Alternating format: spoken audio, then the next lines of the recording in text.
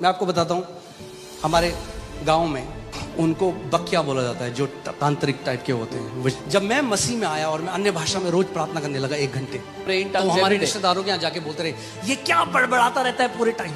मैं कहता हूँ तुम्हें समझ में नहीं आएगा। शैतान चिढ़ता है जब आप अन्य भाषा में प्रार्थना करते हो, क्योंकि एक सामर्थ जनरेट हो रही है आपके अंदर। उसको पता है अगर मैंने इस बंदे को नहीं रोका तो ये मुझे लिटा लिटा के मारेगा, लिटा लिटा के मारेगा। शायद पहले तुम मुझे मिलते जब मैं नया नया मसीह था तो शायद तुम मुझे भरमा देते, अब नहीं भरमा सकते।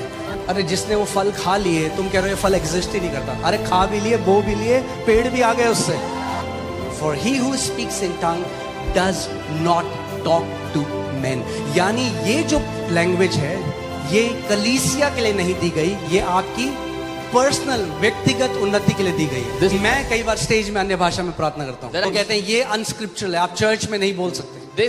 अरे भाई ये भी तो देख लो, उससे पहले 3 घंटे वचन सिखाया है मैंने। कह रहे अनुवाद कहाँ है?